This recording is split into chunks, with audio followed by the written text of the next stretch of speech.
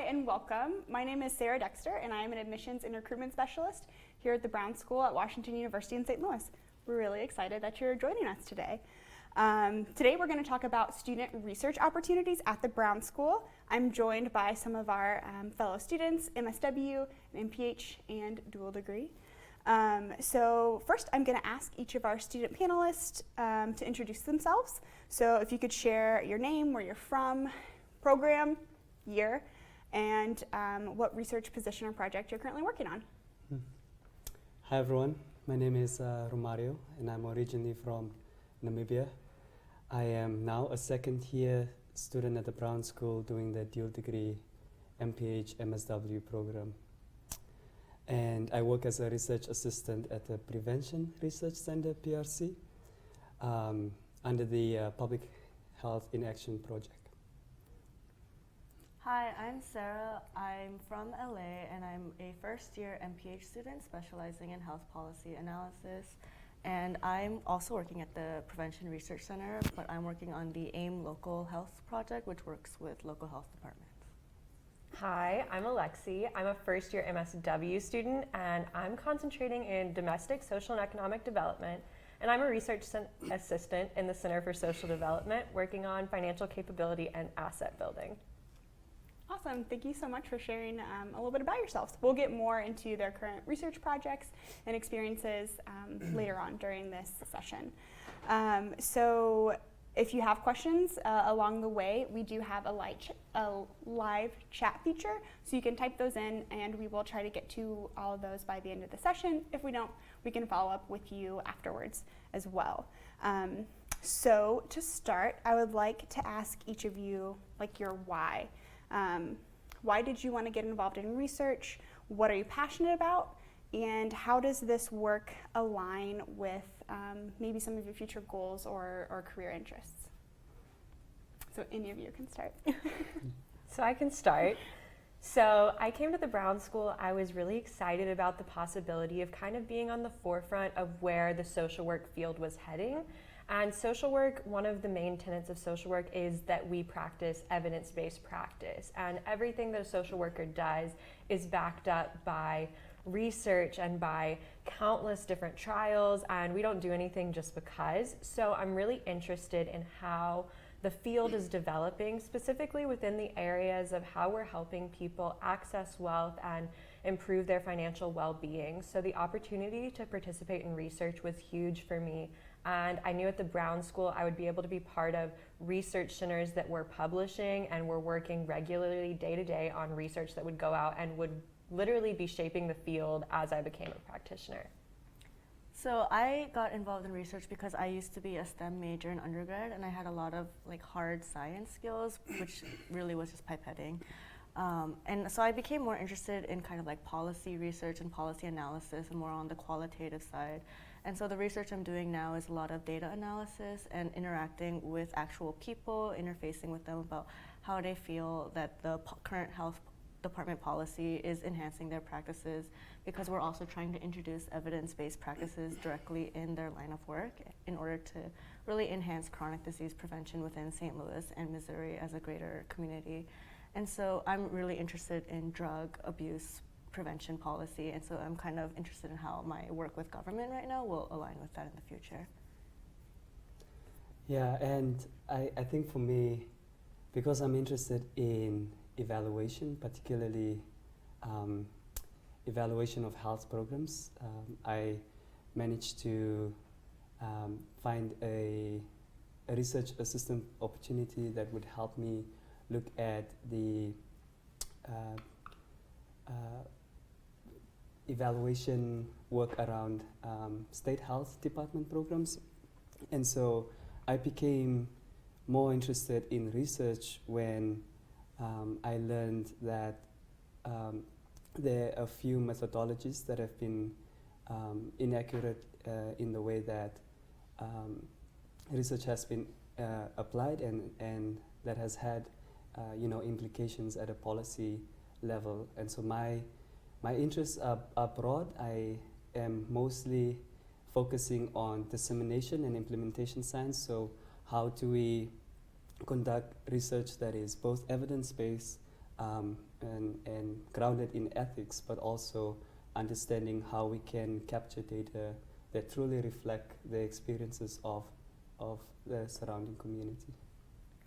Thank you all for sharing that. It's really interesting to hear just little bits of what you're doing, but how there's a lot of similar themes, but still somewhat like drastically different areas that you're doing research in. So it's really cool that there are so many different options. So I'm going to share a little bit more about our research community and some of the opportunities that we have at the Brown School. So the Brown School is part of Washington University, as you all may know, which is a distinguished R1 research institution. So we like to think of us as a school within a school. So within just the Brown School alone, we have over 30 plus faculty represented academic disciplines. And so within that, we have nearly $17 million in research funding that was received in this past year. Some of that funding was able to provide research positions for our students. And so you can see that there was 189 paid research assistants in this past academic year, so 2018, 2019. And then some of those paid positions are within our 15 affiliated research centers. Not every student position is within a center, but there are a number of positions that are tied directly to our research centers within the Brown School. Next, you'll see a list of our current research centers. So like I said, there's 15 of these, all ranging in projects, numbers of projects underneath each research center. Some of these have different collaborations, so folks who are interested in a couple of different areas oftentimes have collaborative projects that link these centers. So we'll get into these research centers a little bit more through our discussion today, but if there's a specific center that really sparks your interest, you can find more information on our website and learn more about those current center projects, some of their new grants, and which faculty members are overseeing these various research initiatives. On this slide, we also have research that's community-based. So you can see we have Health Equity Works, Homegrown STL, Community Academic Partnership on Addiction, which is one of our newer community-based initiatives. And then outside of our community-based, we have university partners that we're doing research with. So we have the Institute for Public Health that is a partner between the Brown School and Med Campus. And then we have the Washington University School of Medicine, where a number of other research projects and initiatives are taking place with our students and faculty.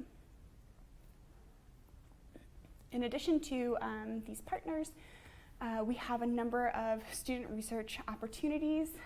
Those are kind of listed out here.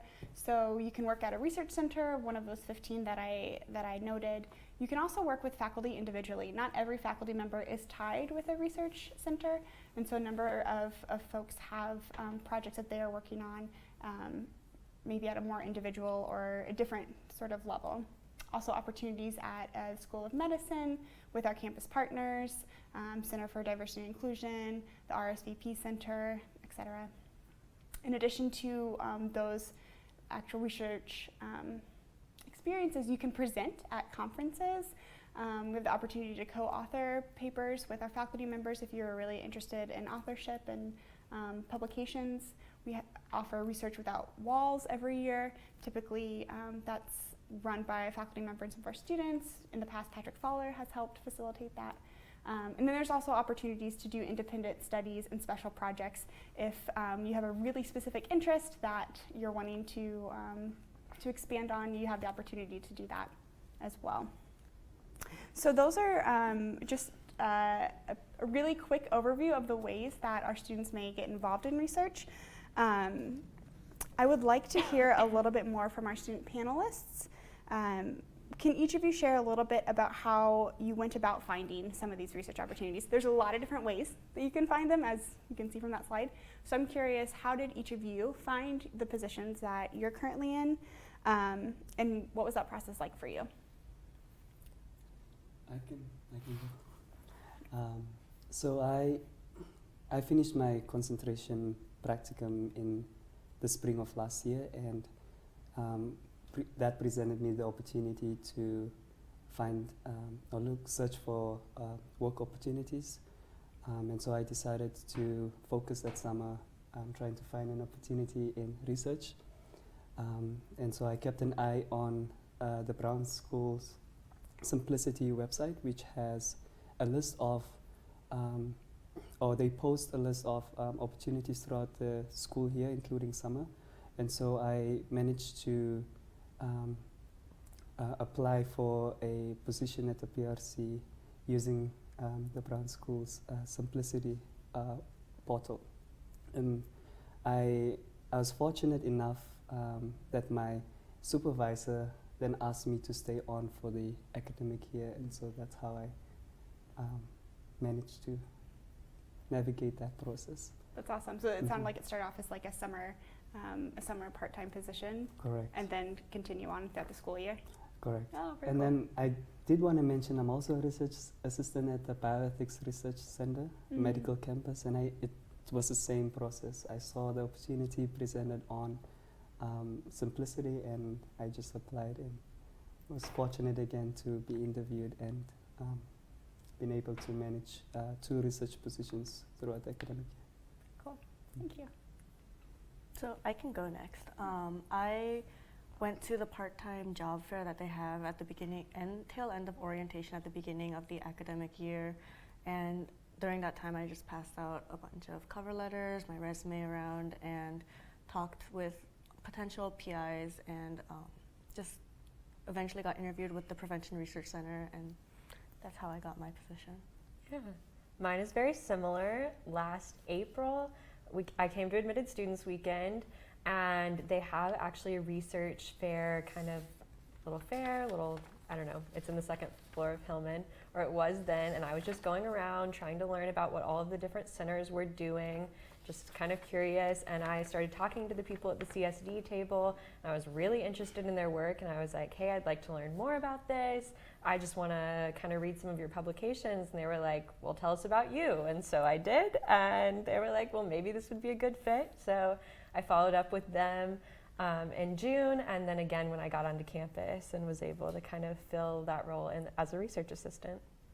That's awesome. Thank you all for sharing that. It was interesting to hear how there's a lot of similarities between how you found positions, but also how the timelines were a little bit different.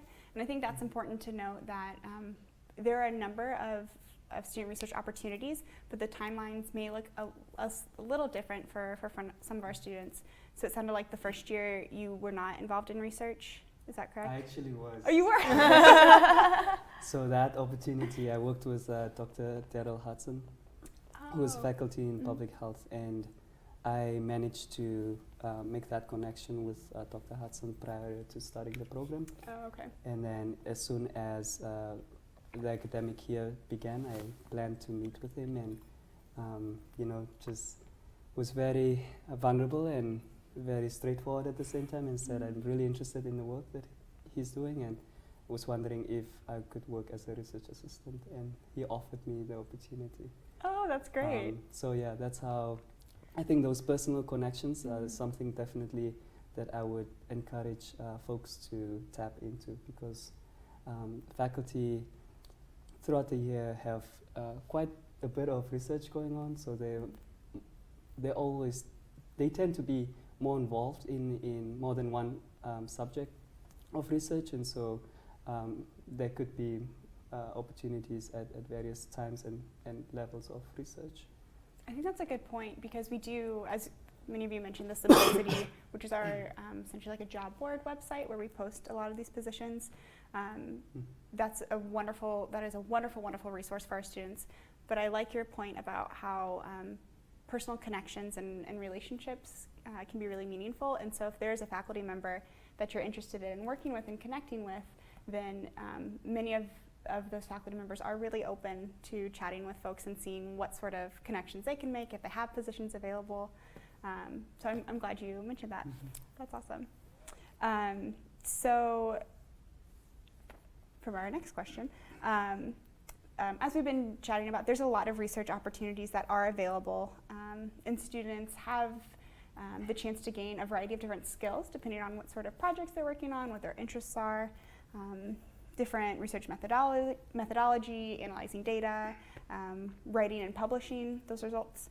I was wondering if a couple of you could share what type of work you've contributed to your project, and perhaps what are some new skills that you've gained, or maybe confidence in some of the skills that you already had. What sort of ways have you contributed to the work, and maybe what have you learned from that? So I can start. So right now what I'm working on with Professor Ross Brownson, who's the PI for our project, is we're doing this social network analysis of what local health departments use in order to kind of professionally interact with other public health practitioners in the field.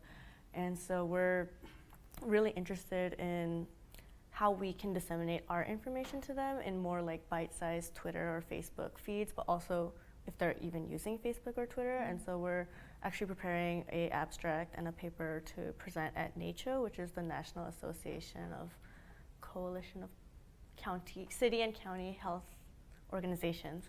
And they have a conference every year, and we're trying to show them how public health practitioners are professionally using social network devices. Interesting. Very cool. That's cool. Also impressive you remembered that acronym.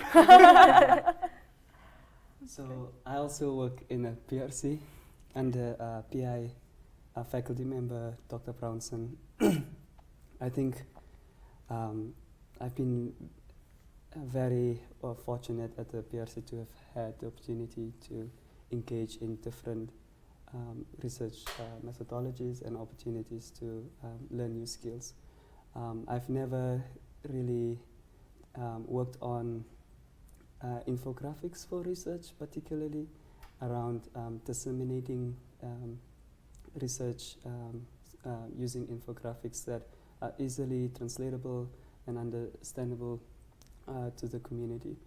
And so that's been a growing or learning opportunity, and I've been I've had the chance to look at both quantitative and qualitative data analysis, and so running a couple of quantitative analysis tests, but also understanding what they mean. And so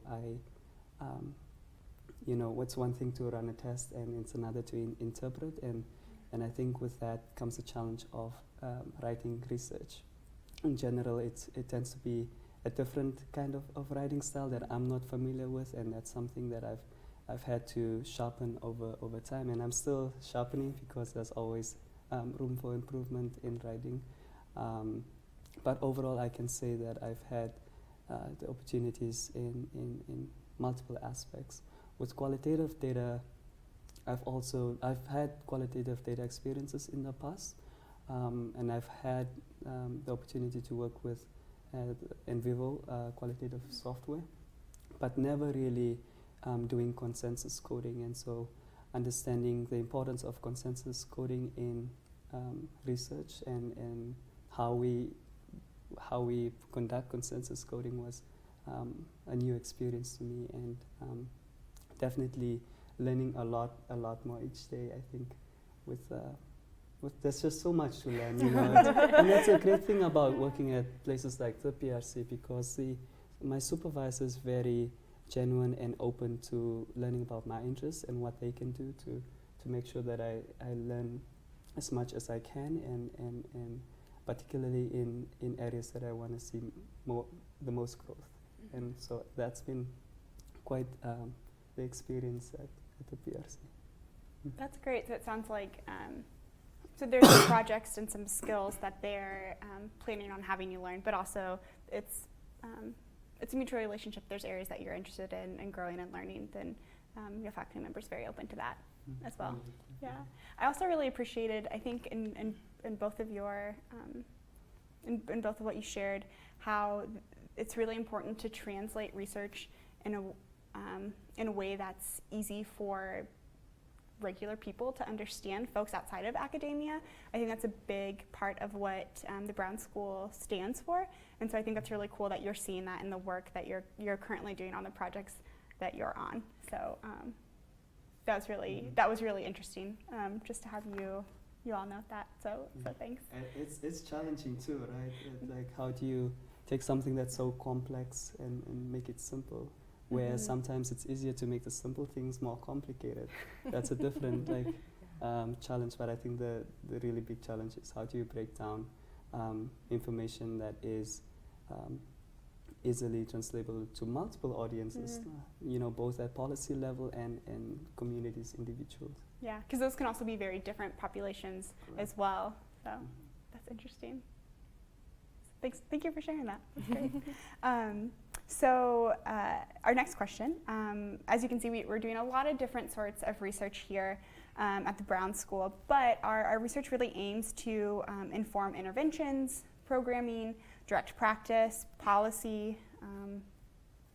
And so I'm wondering if a couple of you can share about how the research you've worked on has been applied to create like real life changes, kind of like what we were talking about before. Research is only as good as it's being communicated and understood. If no one's reading it or understanding it, what's the point?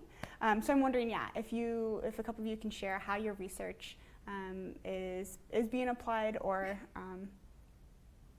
we'll just say that. How is research being applied to make real life changes? Yeah, I can go. So the financial capability thing I'm working on project is actually a curriculum for social work students and social work professionals, and it's going to be distributed online to different schools of social work, different professors in social work, so that they can actually start teaching social work practitioners the principles of, this is how you work with clients to build financial capability. This is what financial capability actually means. This is how you can use it in your day-to-day practice, but also very, very technical suggestions for how we should look at affecting meso level. So how we should build organizations, how we should work with the financial sector, whether that's banks or community lending organizations, how we should use and leverage those organizations and our connections within them to encourage communities, as well as policy level changes that can help the most vulnerable populations. So it's really, really dedicated community field work, and it's part of the grand challenges for social work. So I think it's going to shape sort of the future of where this field kind of moves towards. So I think it has really a lot of practical implications. It's very exciting. Clearly, I'm excited. Talking about actual policy level interventions, the project that I'm currently working on, we're partnered with 12 local health departments in Missouri in order to introduce evidence-based practices to prevent chronic diseases, specifically cancer and diabetes right now. And so what we're doing is we kind of introduce it in a step wedge intervention, where we would introduce the intervention for I think a year for 3 local health departments, and then it would decrease. And we're comparing how effective their practices have changed and how that should be disseminated and translated across the country. And so that's, I feel one of the ways we're actually doing direct practice public health. And for the project that I'm working on, we're looking at the inappropriate continuation of inappropriate continuation of ineffective programs, and the inappropriate discontinuation of effective programs. So essentially looking at, if state health programs that are effective, how often do they end, and then the ones that are ineffective, how often do they continue?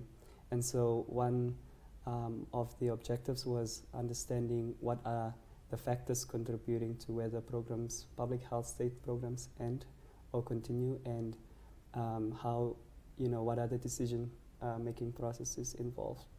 And so the project involves looking at designing a model that can predict basically when a project is close to being ineffective, or when a project that is effective is close to being ended. And so at a national level, I think this is important because so many times we hear about programs ending because of funding, agency capacity, limited resources, and so we're really trying to understand the best means of evidence-based practice and how that is applied in programs with limited resources. And I think that is the overall gist of the project. Mm-hmm. Thank you all for sharing about that. Mm-hmm. You've all shared about how the work that you're doing is of interest to you for a variety of different ways. I'm wondering if you've been able to work in research that's been relevant to your area of concentration or specialization, and if there's been any like connections that you've drawn from your concentration or specialization to the work that you're doing in your research. I can speak to the some of the public health courses. Biostatistics definitely has helped me with the quantitative portion analysis.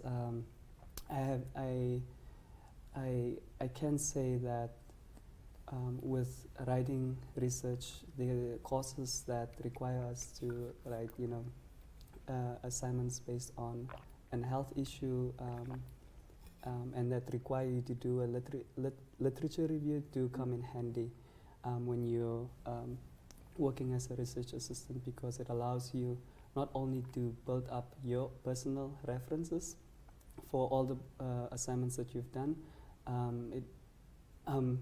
it allows you to build up references for your actual research positions. And so I think becoming more familiar with the material in class has helped me also become more familiar with the content that's being explored in a research setting. I do want to mention that courses like health promotion has also been, and health policy, of course. I think every class has contributed to enhancing my experience in the research center. And I think with just understanding how to best manage your time between writing a research grant or writing a research proposal for a grant, for that matter. If you've managed to explore the basis of writing research literature, then that is easily translatable in the research arena at work. And so I think all the skills that I've learned so far have been valuable in that regard. Do either of you want to share? If not, Yeah. we still got tons of questions. Sure, I am happy to chat about the social work side a little bit. Specifically, so within my concentration, domestic, social, and economic development, the coolest thing so far to me, last week, one of my readings was the financial capability and asset building brief.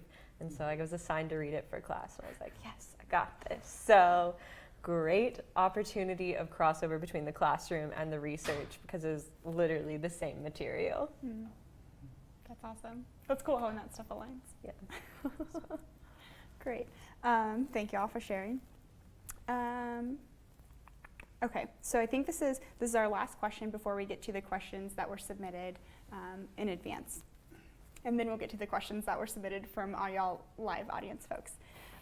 So it sounds like getting involved in research as graduate students has been really beneficial to you all in a number of different ways. I'm wondering if you all wouldn't mind sharing what has been the most beneficial part for you to get involved in research at the Brown School? I can go. Yeah. I think the most beneficial part for me is just feeling like everything in the classroom goes directly to my job in the research assistantship, and all of that is just like one giant day of professional development where it's just like soaking in at every turn the knowledge, and every chance I have, I'm learning something new. And I think that's been really beneficial to me feeling plugged in at the Brown School and also into the profession. And it's really given me some sort of different perspectives than I had coming in about maybe what I want to do when I graduate, and just some different lenses to look at social work through. I agree. It definitely helps with like this professional development. I feel like instead of just learning about these tangential kind of overarching ideas about how to do research and what it like actually doing research at the Brown School and getting involved with professional staff who do this every day, it really sheds a light on what my future is going to look like and how I can directly apply the things that I'm learning in class to real world problems. I can say the same thing with the content that's presented in class. Sometimes you're reading a paper and you're like, but I just see all these numbers and confidence intervals, odds ratios. And so right now, being able to confidently look at a paper and being able to interpret the results, especially, I think that has been largely because of classes like biostatistics. And so I'm more confident now to take on manuscript development, looking at, even before we think about writing any manuscripts, codebook analysis is something, codebook development is something that I've come to learn to do, but only because I was involved with research at the PRC. And so you really offered, this opportunity to not only look at the end product of research, which is what we do when we write papers, but really looking at how is a research question framed, and how do people reach consensus on the objectives of a research study, to then how you develop a code book if you're doing qualitative data analysis. And so just being part of the PRC has allowed me to look at the background of research fundamentals, and just really be able to have the opportunity to tap into different levels of the research process has been something that's been very meaningful. Oh, that's very cool. I worked in research previously as well, and learning how to make a good code book, that is, I did not have that experience, so that's a huge skill to have. So I resonate with that very, very personally, the importance of having a good code book. Awesome. Well, those are all the questions from our script. Now I would like to get to some of the questions that you all submitted beforehand. And so, so someone asked, does the school offer funding for dissertation writing? And then what possibilities exist for an MSW student to work with a faculty member on research and publication processes? So I can answer the first piece for sure. We don't require a dissertation for our master's level students, so you don't have to worry about that, which is great. I love that. And so then the second question was, what possibilities exist for MSW students to work with faculty members on research and publications? So we've talked about that a little bit, but I'm curious, are any of you working on current publications? Sarah, did you say you were working on one? So I'm working on currently a conference Poster? Yeah. And eventually, once our data collection is done, we're expecting to turn it into some kind of publication of some form, and I expect to be involved in that when the time comes, but we're still in our final round of data collection, so it's hard to say exactly how I'm going to be involved. Yeah, and when that will be, because some of this can take a bit of time. And so sorry, go ahead, please. Yeah, no, I was just gonna say that I didn't really want to be like a co-author on a paper, as much as I didn't want to do anything for abstract submissions at conferences, but my supervisor has been really encouraging me to think about that, and so I'm now in the position of thinking through a research question, particularly on the work that we're doing to submit for a conference next year. So there are opportunities, and I want to say that research faculty and staff at the research centers are really open to explore opportunities and welcome students to present at conferences as well as work on manuscripts collaboratively. So I think and from a little bit of my experience as well, it kind of depends on where the project is in the process, if they're in the data collection, if you're in the writing piece of it. And so if the project is in a phase where it is time to publish, then from my experience and from others, it sounds like it is really definitely an option for our students. It just kind of depends on where your project is. So if that's an interest of you, if you really want to work towards getting published, then there are opportunities for that. I know a number of our students do present at conferences, specifically posters, so several different opportunities that you can discuss with your faculty member.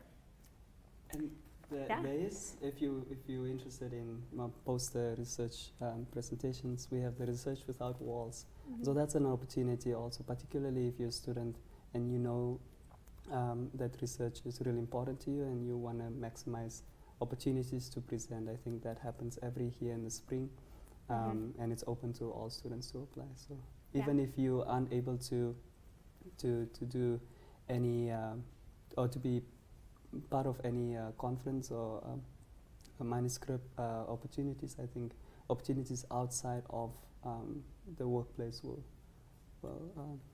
be available for you. Yeah, that's a really good point. Research Without Walls is open to any of our students, and it's a pretty popular showcase for our students to display the variety of research that they're working on, and it's open to folks outside of the Brown School if they want to come in and see some of the work that our students are doing as well.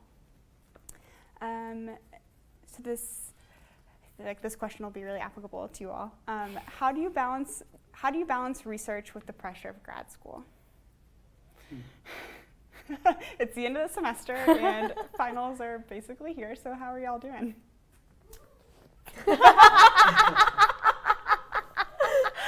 I can talk about it.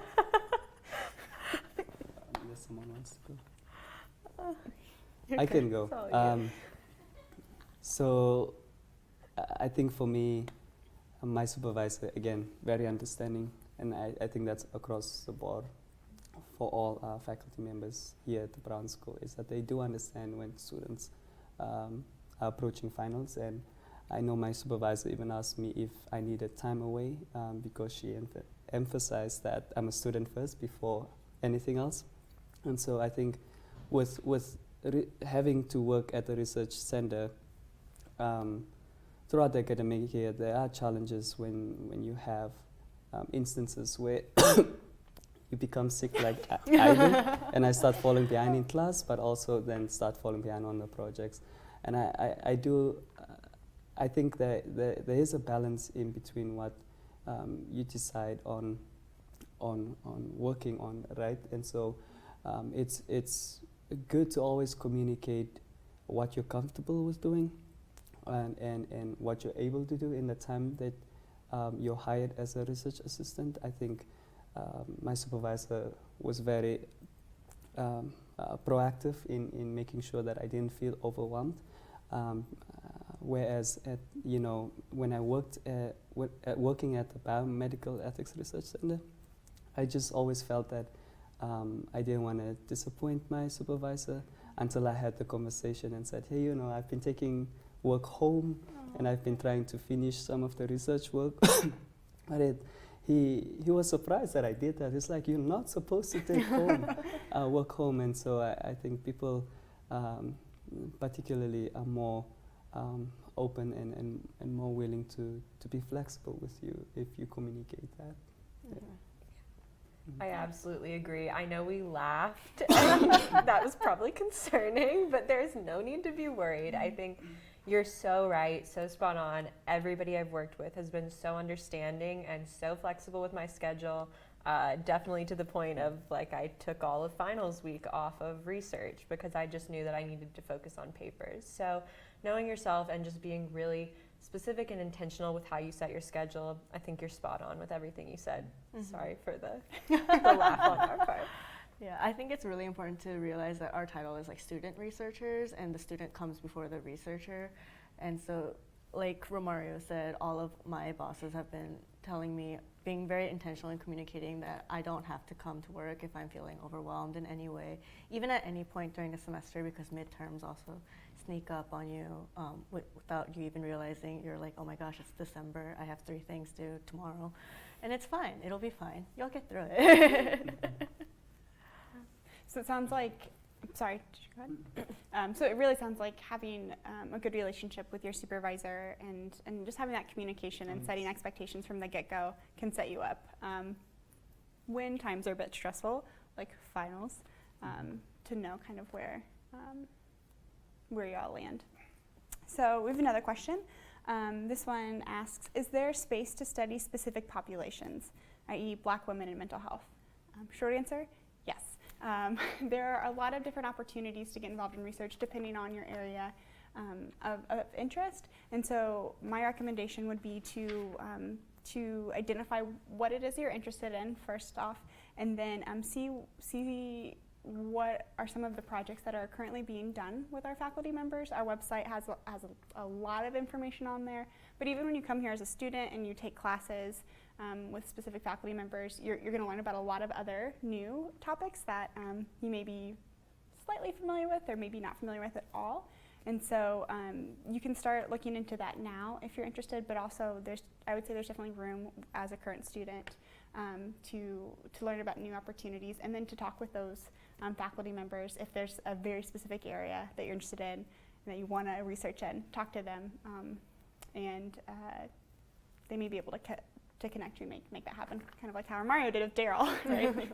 Which is great that you bring up Dr. Hudson, because he is actually one of the faculty members that I'm aware of that whose research work is focused on mental health in among Black communities, and so I think he would be a good start for you to look. That's great, thanks.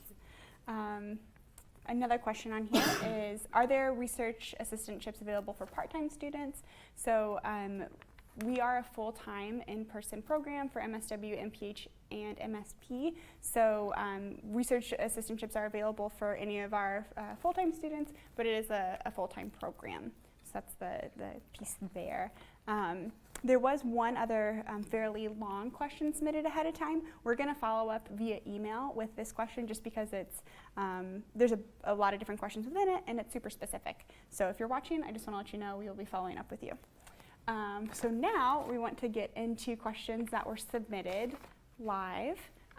So this person states, I am interested in studying MPH Global Health.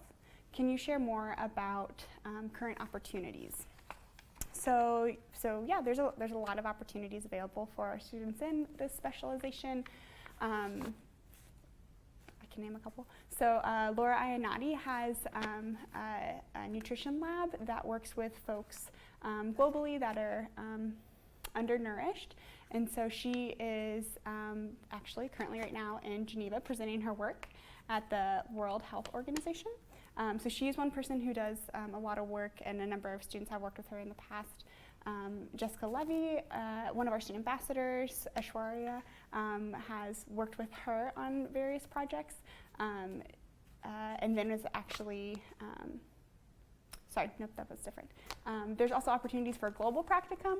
So if you are interested in doing the global component, there's formalized like student research positions, but then there's also global practicum components that you're welcome to do as well. That may be research focused, they may not be research focused. That's kind of up to your discretion and what your interests are. So this next question. As an applicant, am I expected to contact faculty members directly at this stage of the application process, or should I wait to see if I gain admission first? So I think that's up to you. If you're really excited to chat with someone and want to see if the Brown School is a good fit for you, if the faculty is a good fit, then yeah, I would say definitely reach out. Shoot them an email. If you want to wait just for your own sake, you can do that as well, but whatever you're most comfortable with. Our faculty is pretty receptive to chatting with our prospective students. Yeah, and Sarah, just for the record, if you're like sort of nervous and don't want to reach out yet, you don't have to have a research position the day you step on campus to get one before you graduate from the Brown School. Mm-hmm. So you've got plenty of time. If you don't want to do it right now, no worries. Yeah, I waited until I got here, and so you're totally fine. Yeah, thank you so much for bringing that up. As an admissions specialist chatting with folks, I think that is a common concern if they don't have something lined up right away or before they get here on campus, that there are a number of opportunities throughout your time as a student. And so if you don't have one lined up beforehand, totally cool. If you don't want to talk to faculty until you get here, until you're in your classes, there are a lot of opportunities. So I'm really glad you brought that up. Thank you. We don't want to freak anyone out. So another question. What roles do students take in the process of writing and co-authoring papers? And does it depend on the amount of experience you have in a given field of study? I can answer this. Do any of you want to respond? Yeah, I can. Yeah. I haven't really started working on a paper that as a co-author. So I've just finished the analysis, qualitative data analysis for a project that we're working on that has a quantitative component to it.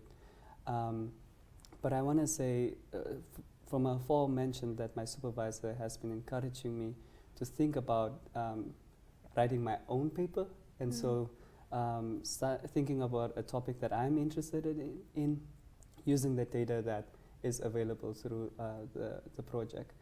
And because I don't have as much research experience, I've been a little bit, let's say, uncomfortable with the idea of really writing a research paper. But I mean, there's so many resources available at the Brown School that I've tapped into, and my supervisor is always willing to help with that.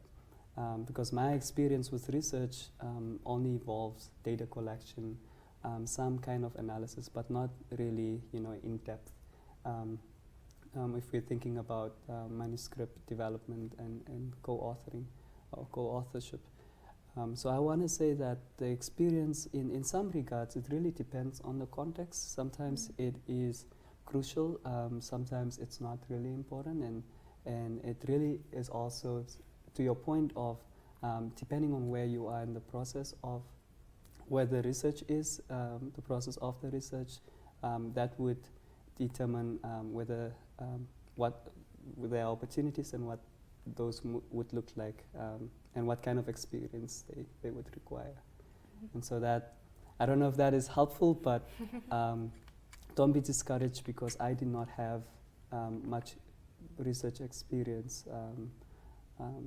But anyway, if you're a student, you've been in school, you've had to write a couple of papers, and so I would say that is that is valid for talking about experience in when you're talking about writing research papers. And so make sure that you are able to talk about your experiences across the board, because sometimes we're not aware of how much we know and how well we can do on things. And so I think it's always a good it's always well intended to bring it up to whoever you're interested in working with, so that they can determine whether that would be a good fit for you or not. Yeah, and I think it's helpful to note that a lot of our students, or a good amount of our students, don't necessarily have research experience prior to becoming a research assistant here at the Brown School. So that's just something I would encourage. Don't automatically count yourself out or be discouraged if you don't have research experience, because that's a big part of graduate school too, is gaining those new experiences that you may not have had opportunities for or experiences with yet.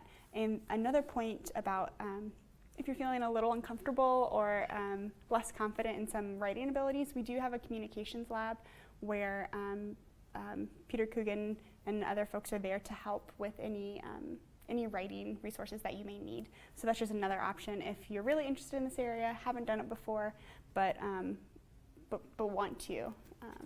Communications lab is another resource, in addition to your supervisor and center and colleagues and that sort of thing. Definitely colleagues. Yes. Yeah. So they would want to look at the material, and so if you're working in a space where there are multiple folks working in the same center but on different projects, they're always willing to look at your research work and give you feedback. So I would encourage you to just widen that scope. Yeah. I can say, having also worked in research lab, they're highly collaborative. Yeah. So, so yeah, as questions arise, you're very welcome. I imagine at least most centers are very open to collaboration and getting another set of eyes on things. So next question, are there opportunities for research in areas related to mental illness stigma? Yes, so there are a lot of different opportunities related to mental illness and subcategories from that. We can give specifics. So I know Sean Joe, Ryan Lindsay work on suicide prevention in communities of young Black men. Leo Cabasa works with, he works on a variety of different mental health initiatives, but specifically in Latinx communities. David Patterson has a new grant, CAPA, and they're doing a number of different initiatives with mental health. So there's a lot of different research going on. I would recommend, honestly, going to our website. We have a lot of different areas of expertise listed out there. That's at least a good starting point if you're not sure specifically what you're interested in or just kind of curious about different things. Next question, are there research opportunities for epidemiology, biostatistics? Yes, very much so. Again, I would look into our different faculty members and research centers, as I mentioned earlier. And then our last question, are there opportunities for collaborating across multiple research centers? So this one asked Center for Mental, CMHS, is that Center for Mental Health? Yeah. Okay, acronyms always throw me off. And then Center for Child Maltreatment Prevention. So I'm not sure if there is a specific collaboration between these two centers. However, I can say from my experience and then just working within the Brown School that there are a number of collaborations between research centers, especially when there's large grants. A number of faculty members may take different components of a grant, and so then they're certainly collaborating on those projects. I know there's a number of multi-center collaborative grants that are currently going on, so if there's a specific area that you're interested in, I would look into those centers and see some of the work that they're doing, or talking to faculty members to see if that collaboration doesn't exist. Maybe you could do a project to kind of bridge that gap or start that collaboration. Because I can say our faculty are pretty collaborative. They're working on a lot of different things with a lot of different folks. So if a collaboration isn't happening, there may certainly well be an interest in it. It just hasn't happened yet. So those are all of our questions. Y'all were wonderful. Thank you. Thank you so much for being on this panel. We have a couple of next steps that I want to note before we let you go. So we have our upcoming priority consideration deadline for our MSW, or for all of our applications, all of our programs, I should say. So that is December 15th is priority consideration. March 1st is our regular decision deadline, and then we accept rolling admissions after that. I do want to note for our December 15th priority consideration, that is a Sunday, so we will actually be considering December 16th, Monday, the deadline, just to give folks a little extra time since that falls on a weekend. I would also like to encourage you all to follow us on Instagram at Brown School Admissions. Follow us on Instagram at Brown School Admissions. That is their correct handle. We have a lot of fun stories, get to know some of our student ambassadors, different things going on at the Brown School, just another way to stay connected with us. If you have any other questions for for us, our admissions team, you can reach me at sdexter@woostel.edu. And then our next virtual info session will be in January around field education and practicum. So I just want to say thanks again to our awesome panel, and let us know if you have any questions. We'll stay in touch. Thank you.